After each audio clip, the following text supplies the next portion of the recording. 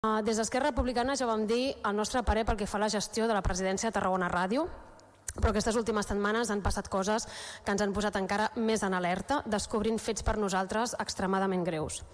Arrel d'una carta dels advocats del senyor gerent de Tarragona Ràdio, com ja sabem tots protegit per l'Oficina Antifrau de Catalunya, el Consell d'Administració de l'Empresa Municipal de Mitjans ens vam assabentar, gràcies a aquesta carta, que l'octubre passat hi havia hagut una gestió per tal de renovar la condició de protegit del gerent.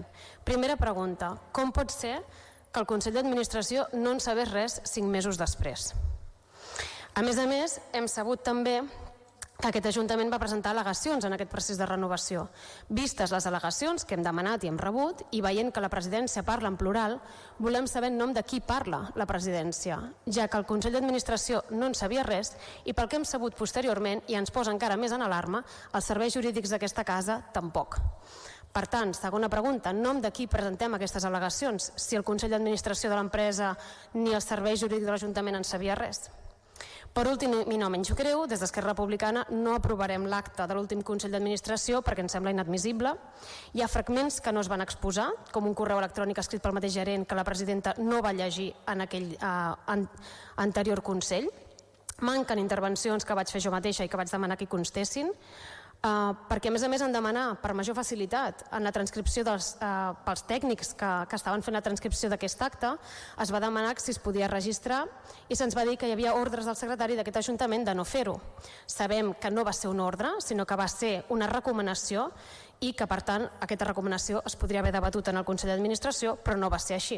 Per tant, ens trobem a un acte que no reflecteix en absolut el que va passar en aquell Consell d'Administració, perquè més aviat sembla una espècie de monòleg estrany de preguntes sense resposta i manca d'informació, en canvi hi ha informació que no es va donar. Per tot això i més, demanem explicacions de la gestió realitzada per la presidència de Tarragona Ràdio i, sobretot, de per què s'ha amagat aquesta informació. Els vull recordar que a dia d'avui hi ha 64 alertadors protegits a Catalunya.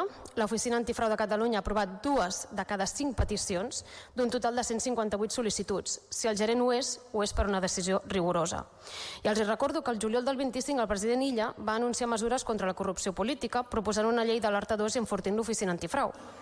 L'executiu de Salvador Illa es va comprometre en aquest sentit amb diferents entitats com l'Observatori Català contra la Corrupció o l'Oficina Antifrau per garantir la protecció i suport a les persones que informen sobre infraccions que poden representar una amenaça o perjudici a l'interès públic. En el rerefons de la iniciativa hi ha, segons l'argument de l'executiu, la voluntat d'avançar en el bon govern i la lluita contra la corrupció i promoure un canvi cultural que reconegui el valor cívic de l'alerta. Per tant, les meves últimes preguntes són: serem rigorosos amb el cas del gerent de Tarragona Ràdio protegit per antifrau? Algú prendrà responsabilitats per tot el que ha passat aquests últims mesos? Amagar informació al Consell d'Administració, presentar al·legacions en nom de no sabem qui. Per últim, ja sap el govern d'Illa que el que proposa defensar els alertants com a persones valentes que ajuden al bon govern a Tarragona sembla que no ho sabem reconèixer i portem a terme operacions poc clares que amaguen informació?